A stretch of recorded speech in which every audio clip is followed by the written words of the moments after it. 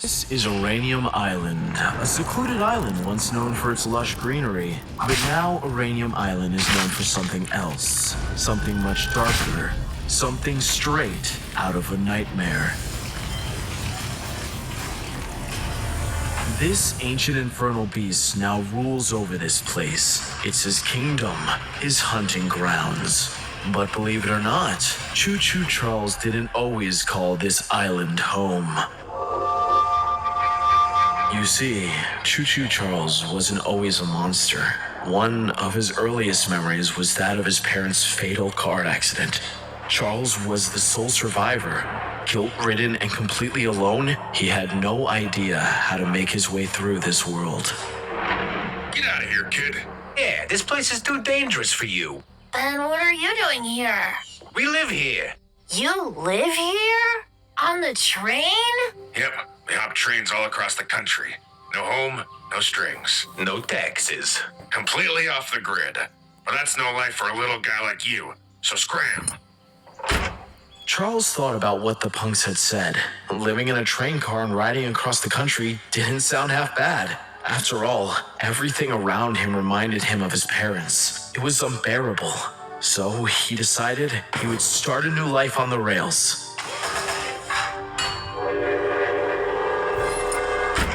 For the most part, he loved that life. The adventure, the danger. He saw more of the world in a year than many people see in their entire life. It was terribly lonely. He had no one to share his adventures with. The spiders inside the train cars became his family, and he became increasingly attached to them.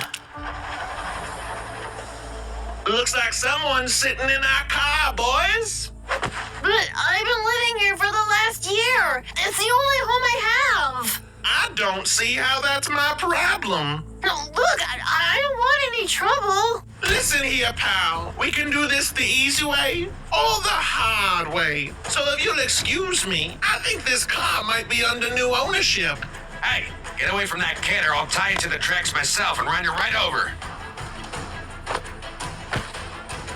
Jeez, old man, we were just kidding. Now, I don't want to see any of your ugly mugs around here again. You hear me? Let's get out of here. Trains are lame anyway. So you're the kid who's been hopping my train. I've heard about you, but I've never seen you for myself. What's a little guy like you doing on his own? My parents died.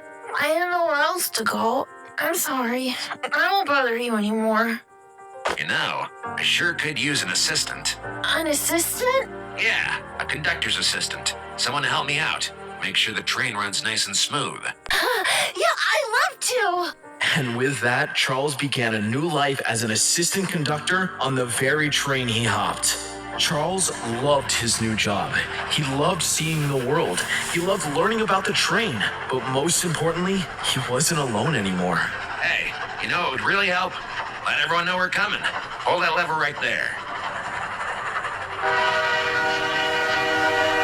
Whoa. There you go. That's my little Choo Charles. Charles took to life with his new father figure right away. He spent his entire childhood on that train as the conductor taught him everything he needed to know. After many years, the time came for a new conductor. Charles' adoptive father had grown old and tired. He knew it was time to pass on the hat, and he knew the perfect person for it. Despite everything, all the trauma and despair, it seemed as if Charles was going to be able to live a happy and fulfilling life.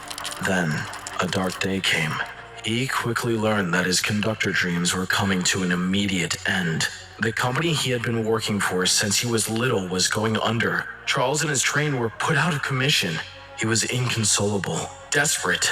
Life on the train was all he ever knew. What could he do now? This is Charles.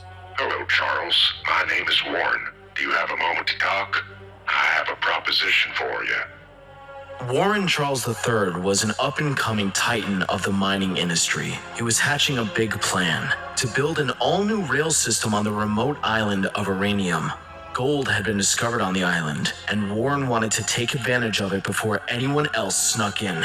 The details were fuzzy, and the contract was shady, but Charles would do anything to reclaim his old life on the rails. But Charles made a somewhat surprising discovery. Someone had already tried to build a railway before they even got here. When he asked Warren about it, Warren claimed contract disputes, sudden illness, and the like as an excuse for the former project lead's leaving. But Charles remained suspicious. Where'd you get that from? Scraps, believe it or not. Totally free. You see, our company prides itself on being cost effective. But if you cut corners on cost, the materials won't be as... Oh, I'm sorry. Are you an accountant? Well, no, but... And I'd keep my mouth shut and ride my little choo-choo train if I were you. The big day came at last, the maiden voyage. But Charles had his worries. He knew that the poorly constructed railways Warren had commissioned could put everyone in danger. So, he decided to take on the risks himself. Mr. Warren, I'd like to conduct the maiden voyage alone, if that's all right. Sounds splendid. We'll save tons of money without any additional crew. Choo-choo. It seemed as though Charles' suspicions were confirmed, but though the ride was unpleasant, nothing had gone wrong. Yet.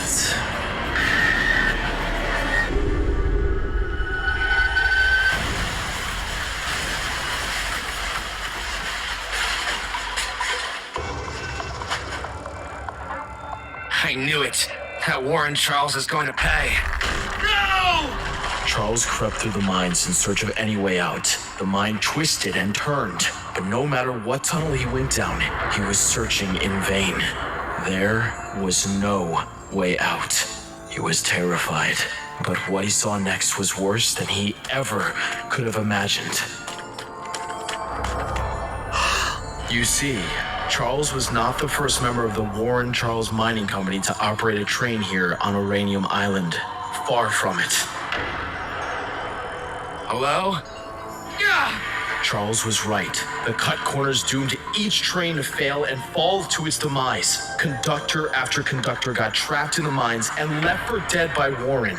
Charles dug through the cars and took what little supplies he could find to survive, but he knew it wouldn't last him long. Hours passed, then a day, then another. Charles knew that he was stranded for good and that he wouldn't survive much longer. Then, as he took a path he hadn't gone down before, he made another discovery. Charles snatched it up with glee, a potential food source. Charles ate whatever was inside that egg, which proved to be a terrible idea.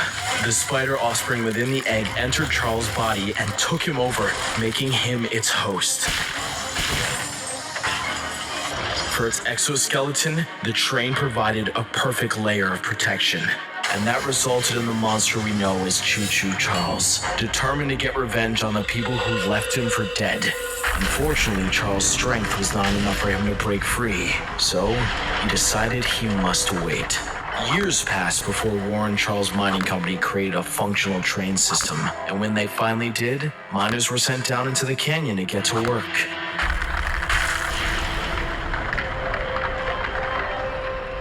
Yeah! Whoa! The miners celebrated, ready to take the riches that awaited them. But then they heard a mysterious noise.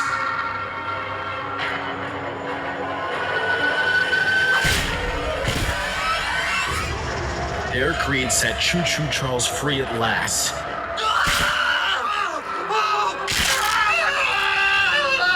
Only one man made it out alive. He ran to the village and told everyone of the horrors he'd witnessed. Since that day, everyone on the island has lived in fear of Choo-Choo Charles.